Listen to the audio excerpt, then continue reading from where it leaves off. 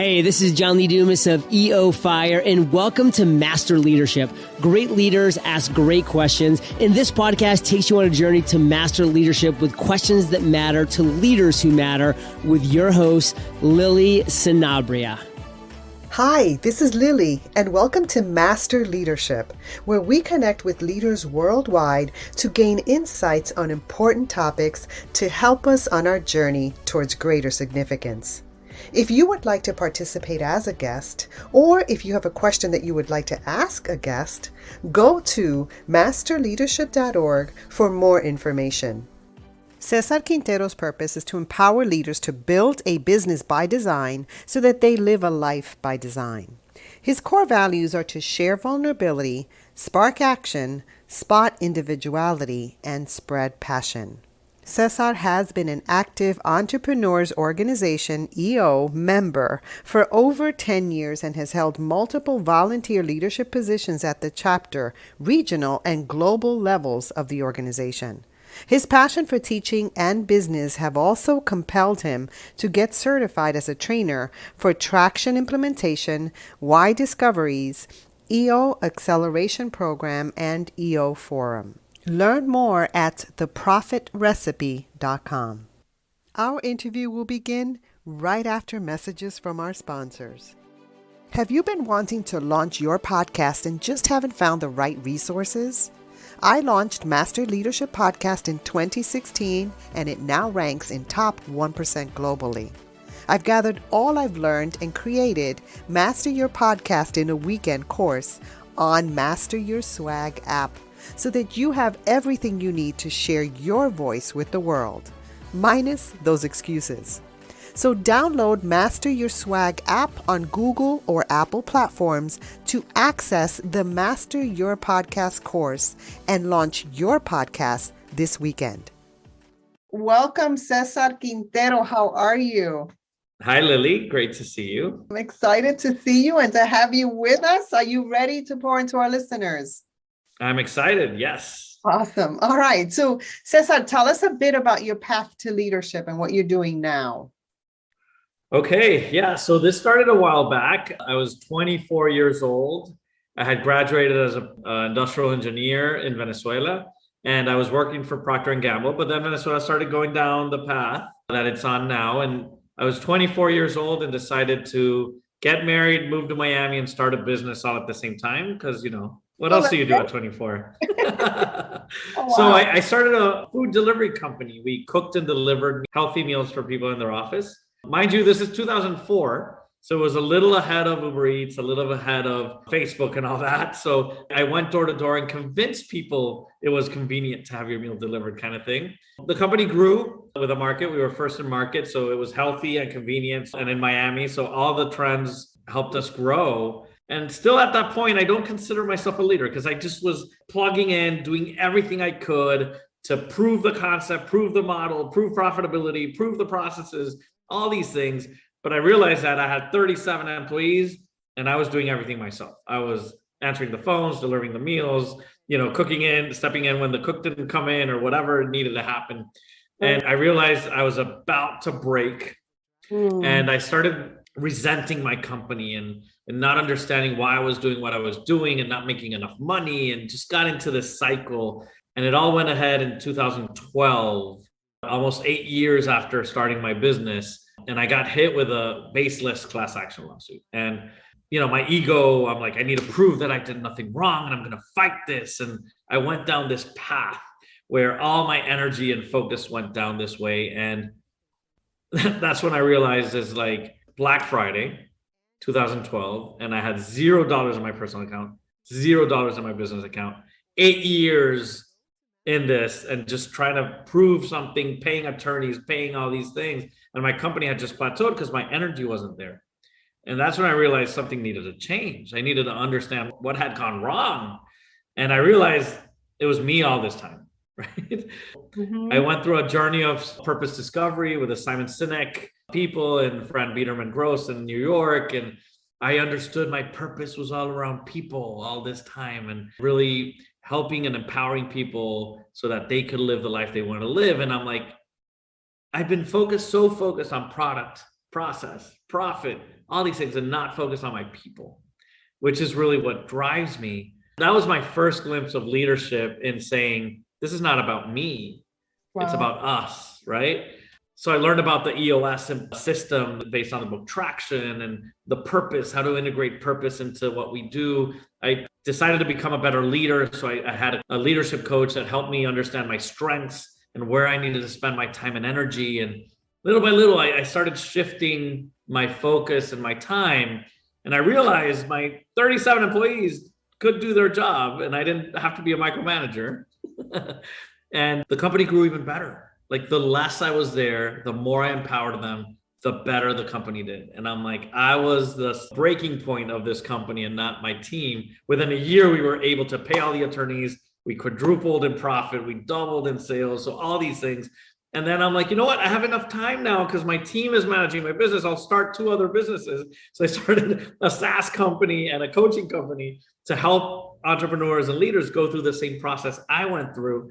And little by little, I started doing more and more for others and sold my company eventually to 2 of my employees. So my chef and my operations manager bought the company from me 4 years ago. And I've been on this path of trying to empower entrepreneurs to be better leaders, to be more conscientious, to live conscious capitalism. And it's all about us and not I, right? So that's the journey I'm on. I just published a book around all of this as well called The Profit Recipe. It's how to unlock your flywheel to live life by design. And it's on Amazon, different bookstores, but it's my way of sharing the journey, sharing the different stages of how we need to overcome our ego and become better leaders. I love your story. What I kept thinking was everything rises and falls on leadership. In your case, everything falls and rises on leadership as well. And I 100%. Because you came full circle, and not only did you go through that journey, but now you know how to help other people, which is super important. And so thank you so much for sharing your heart and your story. And it was quite a journey. Now, where can we connect with you? I'm in theprofitrecipe.com. So that's our webpage, and we can help entrepreneurs and leaders become better leaders. So one of the things that we realize is that business owners have a lot of places where they can network and they can really understand their craft, but leadership teams don't. Leadership teams are within the company, but they don't have the same access. So what we try to do is help leaders become better leaders, because as you say, as goes the leadership, goes a company. Like I can't ask people to do things I'm not doing. I need to be consistent, right? And congruent. So it's about how to become better leaders. And we do a lot of things in different ways, but we help you with purpose discovery. Why am I doing this? Why do I want to be a leader? Why do I want to go through this process? Same thing as I went through. Then we also do process management. We do operational systems on meeting pulses, accountability, the fine line between accountability and micromanaging. We cover a lot of that in the book, and as a firm, we help leaders become better leaders. I love it. And it's so needed. I speak to leaders all the time and I glean so much wisdom from them. And so here we are gleaning wisdom from you, and I love it. So Cesar, we know that great leaders are lifelong learners. So as a lifelong learner, what are you learning right now? Oh my gosh. I'm learning a lot about myself again. So right now I'm into $1 Trillion Coach. It's about the story of this coach who is the one who coached most of Silicon Valley, and how much all of his energy was more for others. And, in this corporate high-tech cutthroat world, they describe him as a hugger and as a person who's there for people and like a big teddy bear. Yeah. So it was like this dynamics that you go like, wow, really? The other book I'm loving right now is Who Not How by Dan Sullivan. Such a great book. Such a great message. The title is a message, but the book just repeats it constantly. Simple read. But it's all about really, a lot of times we put process over people. And in reality, it's all about the people, right? If you get the right person, it matters how they get there, if they're within our boundaries and within our culture, between the things. But if you have the right people, don't worry so much about the process. Just have the people, empower your people, and grow through it. So it's been a great lesson as well in going through that, because I'm always reminded, how do I do this? How do I get into this business? And it's like, no, wait. who knows this already so I can leverage their strength, right? And that way I can do it better. It's basically the message of the book, which is so easy and simple, but hard to implement. Right. I mean, we have the lessons and we learn the lessons, and sometimes in our day-to-day we forget the lessons, and we need either coaches and we need, affirmations to remind us that, hey, you know how to do this, or if you don't, call this person. Leadership is one of the hardest things, but in my opinion, one of the most fulfilling things I can do, because it is about influence and it is about other people. And it is the reason why I do this. I truly believe, leaders, companies, the way we promote value, we are the ones changing the world. It's not the government. It's not the institutions. It's us. The way we act, the way we empower people is the way we can really change our own ecosystem, community, nation, world. Right. But I truly believe that only happens if leaders really understand their purpose and strengths and what their superpowers are. Because a lot of times we get distracted with so many other things that we're not using our superpowers where we should. And I think that's what I see the most in leaders. I believe in leadership the most because it is what changes the world, but it only happens if they use their superpowers and their time and energy in the things they love to do and they're great at. If not, it's a waste of time, because a lot of times leaders get stuck in the busy work and not in the impact work. And I think that's where we get stuck sometimes. Yeah. And you said something at the very beginning that I could certainly relate to. I'm in education, and in leadership, most of our time is spent proving our worth. And that's a sad thing. And it's so exhausting. If we just remember, and if, we have that knowledge or that self-awareness that we're already valuable, that changes the game. It makes a difference. And so it does. Yeah. I think when we step away from ego and we go into what's best for them, it just highlights what's best in you and them at the same time. Beautiful. Yeah. All right. So, Cesar, when you think of leadership today, what most concerns you and what are you most hopeful about? If I think about leadership today, what most concerns me is a lack of clarity of why I'm leading. A lot of people get into leading because it's just my next promotion, or it's the next step, or it's what's expected of me, or I started this business and that's my role. And it's really, I think, How to Be a Great Boss book by Renee Boer, and always talks about there's two non-negotiables. If you're a good leader, you need to like people. Right. And you need to want what's best for them. If not, then we're not a good leader. And I think a lot of us step into this just saying like, it's my natural next step. But we forget that it has an impact in the people around you. And if you're not a people person, if you don't want what's best for them, you probably won't be a good leader. Yeah, I would say definitely won't be a good leader. Yeah. What I worry about is that nowadays it's people just want to be a leader because it's the next step. It's what goes to the next level. And it's not so much intentional about it. What I'm hopeful is that there is a movement around purpose, around conscious capitalism, around leadership, business not being only for profit. The Freemans have been proven wrong time and time again now. Culture eats strategy for breakfast. So it's all about really understanding what my influence is as a leader. How can I get the most from my team and really get the passion around it and the why I want to do it so that we can all accomplish this together. I think a lot of times leaders get in their silos and their ways of doing things, and it's my way or the highway. I think that has passed. That's a 70s and 80s style. It's no longer available. And millennials and zillennials will never go for that anymore. So I think that's what I'm hopeful about is that we've learned how to become better leaders. Yeah, I think the IQ was a big factor in the past, and then EQ became a big thing. Now it's all about AQ, the adaptive intelligence, right? As leaders, we need to learn, hey, another COVID comes. How do we react to this? How do we change this? How do we manage this? We're in the singularity effect, and really the adaptive intelligence is what makes true leaders now. That's what I'm hopeful about, is building culture, understanding purpose, understanding strengths, and having a purpose and a why you lead. I love the AQ that you dropped in there, because change is inevitable, but growth is optional. Yes. And that's what we need to focus on. And you mentioned, we need to really prepare ourselves, but also equip your leadership team. How they go is how the organization goes as well. I mean, ultimately, the buck stops with you, but also we need to equip those around us so that they can be successful.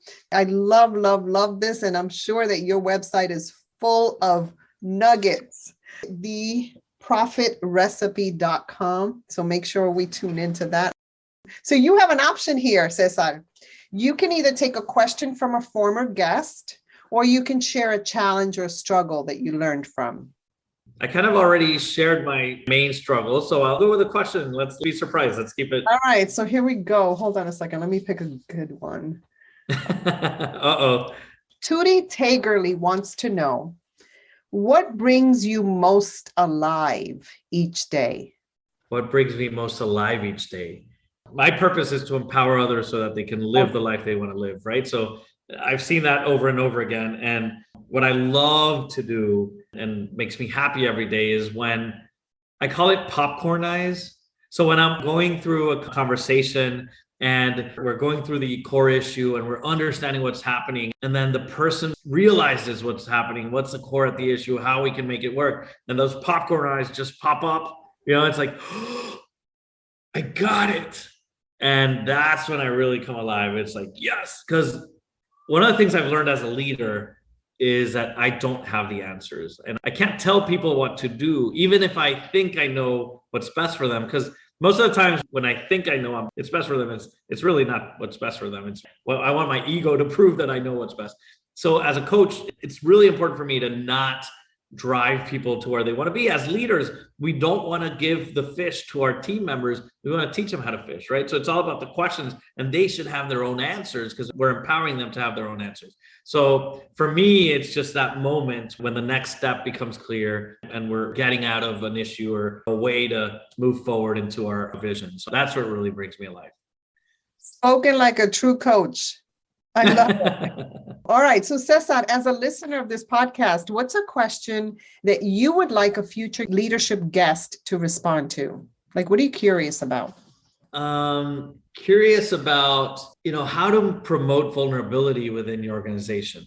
I think I've seen this over and over again. And in today's society, we need us to embrace who we are all the time. So how do you stop having that? I'm this person with my family and friends, and I'm this person at the office. How do we break that down and just create a place where anybody can be themselves and just fully embrace who they are within the corporate? I love that question. So how would you respond to that? I think for me, this is a Patrick Lencioni classic, right? The 5 dysfunctions of a team is really understanding how do we get people to be themselves in the company? And I think it's removing judgment. It's allowing people to be who they are, and then allowing a space of connection and understanding of where people come from. I think a lot of times we jump to judgments and we jump to stories without knowing where people are coming from. We all see life differently. We all come from different backgrounds. And sometimes understanding people more, so having more opportunities, especially in this hybrid virtual landscape, how do we get people to connect and learn more about each other? Not only about business, not only about the meetings, but let me get to know you as a person.